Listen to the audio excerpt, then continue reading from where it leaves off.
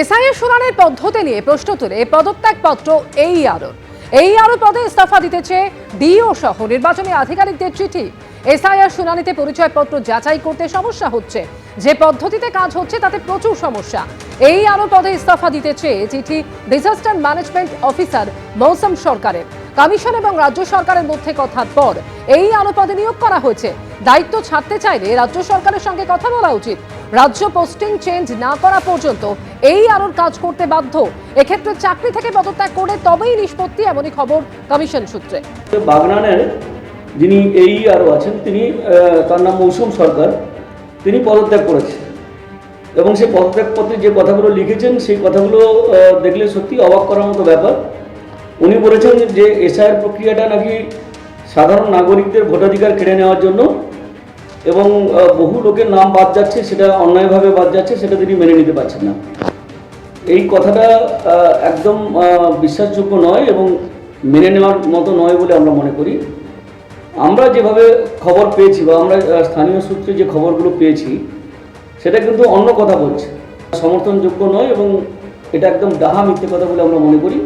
আসল ঘটনাটা হচ্ছে এটাই যে ওখানে বহু লোকের নাম বাদ যাবে, যেটা উনি হয়তো নিজে ব্যক্তিগতভাবে মেনে নিতে পারছেন না বা স্থানীয় যারা তৃণমূল নেতা আছে তারা মেনে নিতে পারছে না। কমিশনের নির্দেশের পরেও এসআইআর শুনানিতে 85 ঊর্ধ্ব বৃদ্ধ। বালিহাটিতে এসআইআর শুনানিতে হয়রানির অভিযোগ।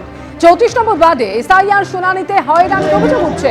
85 ঊর্ধ্ব বৃদ্ধের বাড়িতে শুনানির নির্দেশ কমিশনের এবং তারপরেও হয়রানি।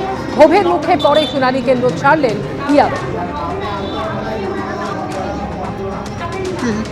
দেখেছে বোমা বা স্কুলে কি করে আসতে বলেছে, বলছে বাবা আমাকে যেতে হবে, আমি কি করে আমি যাবো? কাকু কিসের জন্য এসেছেন আজকে? এই সাইড বন্ধ হয়ে যাবে, কি করবো? তৃণমূল মুখপাত্র অরূপ চক্রবর্তী এই মুহূর্তে টেলিফোনে রয়েছেন আমাদের সঙ্গে। অরূপ দা, মুখ্যমন্ত্রী চিঠি আর সেই চিঠি প্রসঙ্গে সুকান্ত মজুমদার এর বক্তব্য যে সাধারণ মানুষ প্রতিবাদ করেনি, দু একটি বিচ্ছিন্ন ঘটনা ঘটেছে এবং মানুষ চাইছে বাংলাদেশে মুসলমান মুক্ত ভোটার তালিকা তৈরি হোক। খুব ভালো কথা। তো এসআইআর এর যে ড্রাফট লিস্ট বেরিয়েছিল যাতে 58 লক্ষ মানুষের নাম বাদ গিয়েছে, তার মধ্যে বাংলাদেশি রোহিঙ্গা মুসলমান কটা আছে বলে দিকলে উনি শ্রমিক ভট্টাচার্যকে বলতে তো কেউ বারণ করেনি। ওনার নেতা শুভেন্দু অধিকারী বলেছিল 1,20,00,000 রোহিঙ্গা মুসলমান রয়েছে। কটা রোহিঙ্গা মুসলমান আইডেন্টিফাইড হয়েছে? মাঝখান থেকে এই এসআইআর এর হিয়ারিং এ কিভাবে মানুষের মৃত্যু হচ্ছে, আজ পর্যন্ত আরেকটি ঘটনা ঘটেছে। মানুষ অসুস্থ অবস্থায় হাসপাতাল থেকে ছুটে আসতে হচ্ছে, লজিক্যাল ডিসক্রিপেন্সি, মানে নামের বানানের একটা এদিক থেকে এদিক রয়েছে বলে হসপিটালে বেড থেকে উঠে আসতে হচ্ছে মানুষ অসুস্থ অবস্থায়। এবং গতকালকে আমি নিজে সামাজিক মাধ্যমে আপলোড করেছি সেই ভিডিও। বিজেপির নেতা, রাজ্যের প্রধান মুখপাত্র তাদের দেবজিৎ সরকার, তার 77 বছর বয়সী বৃদ্ধা মা, অ্যাম্বুলেন্সে করে নিয়ে আসতে হয়েছে সোনারপুরের বিডিও অফিসে শুনানির জন্য, হিয়ারিং এর জন্য। আমি জানতে চাই, দেবজিৎ সরকার বিজেপির প্রধান মুখপাত্র, তার মা কি বাংলাদেশি রোহিঙ্গা মুসলমান? এই অসভ্যতম, এই অত্যাচার সবচেয়ে বেশি হচ্ছে সাধারণ মানুষের উপরে, বিশেষ করে মতুয়া সম্প্রদায়ের মানুষের উপরে। লক্ষ লক্ষ মতুয়া সম্প্রদায়ের মানুষ, ভক্ত, পাগল, গোসাই, সমস্ত মানুষের নাম বাদ দিয়েছে এবং যাদের ভোটে বিজেপির একাধিক সাংসদ, একাধিক বিধায়ক নির্বাচিত হয়েছে। এই মানুষগুলো ছেড়ে কথা বলবে? যারা হয়রানির লাইনে দাঁড় করালো, ভোটের লাইনে দাঁড়িয়ে মানুষ কিন্তু তাদের প্রতিটা ইঞ্চির হিসাব বুঝে নেবে। এই বাংলা পথ দেখিয়েছে গোটা ভারতবর্ষকে। 2021-এ হারিয়েছে, 24-এ হারিয়েছে, 26-এ এমন ভয়ঙ্কর ভাবে হারাবে বাংলার মানুষ যে 26-এর নির্বাচনের পর বিরোধী দলের মর্যাদাটুকু থাকবে না ভারতীয় জনতা পার্টি। বাংলার মানুষকে নিয়ে এত অসম্মান, এই অপমান। এরপরে বলছে কয়েকটা বিচ্ছিন্ন ঘটনা, প্রতিটা মানুষকে নাস্তানাবুদ করছে, মানুষের আতঙ্কে প্রাণ যাচ্ছে। বিচ্ছিন্ন ঘটনা? বাংলার মানুষ বিজেপিকে একটা বিচ্ছিন্ন রাজনৈতিক শক্তি হিসেবে বানিয়ে রাখবে 2026-এর বিধানসভা নির্বাচনের পরে। ধন্যবাদ অরূপ দা। মানুষকে হয়রান হতে হচ্ছে, মানুষকে হেনস্থা করা হচ্ছে, অপমান হচ্ছে বাংলার মানুষকে, একেবারে নির্দিষ্টভাবে এই অভিযোগ তুলেই সরব হয়েছেন মুখ্যমন্ত্রী মমতা বন্দ্যোপাধ্যায় এবং এই নিয়ে জ্ঞানেশ কুমারকে চতুর্থবার চিঠি দিয়েছেন তিনি।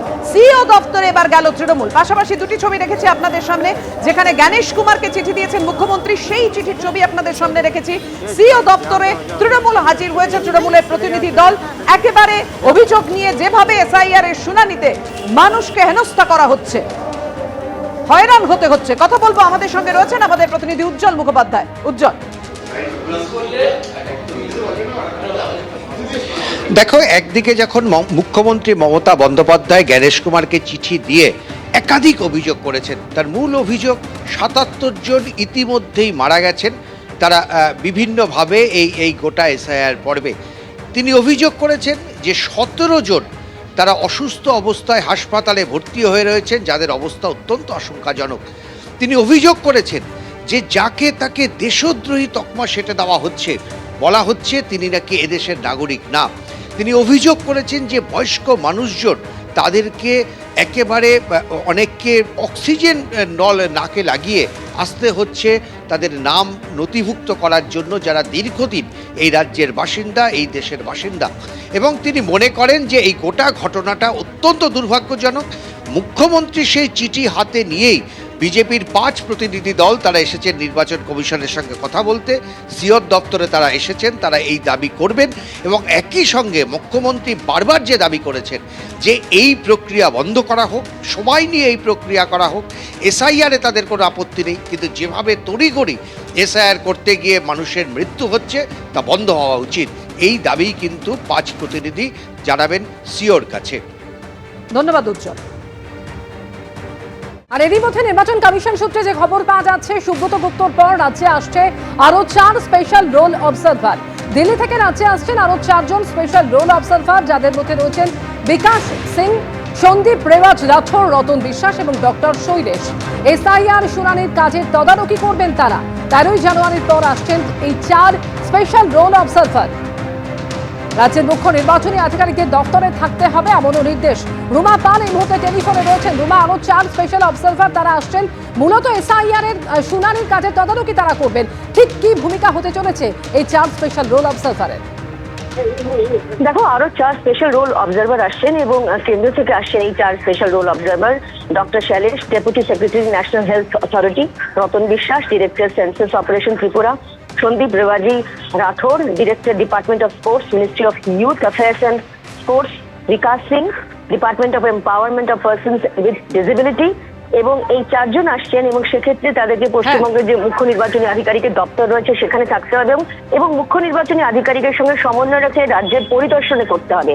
এমনকি বিশেষ নীতির সংশোধনের প্রক্রিয়া যেটা চলছে সেটা কঠোরভাবে অনুসরণ করতে হবে এবং সেটা যাতে কঠোরভাবে অনুসরণ করা হয় সেটা সুনিশ্চিত করতে হবে। এই যে লজিক্যাল ডিসক্রিপেন্সিজ, যে এই যে শুনানি যে শুরু হচ্ছে এবং যে নোটিশ যে যাচ্ছে এবং যে শুনানি হবে, সেক্ষেত্রে কিন্তু এই 4 বিশেষ রোল অবজারভারের কিন্তু বিশেষ ভূমিকা থাকবে, এমনটাই মনে করছে কমিশন। এবং সেক্ষেত্রে 13 তারিখে একটা বৈঠক রয়েছে নির্বাচন কমিশনে দিল্লিতে, তারপরেই কিন্তু তারা রাজ্যে আসছেন। ধন্যবাদ। এবিপি আনন্দ, এগিয়ে থাকে, এগিয়ে রাখে।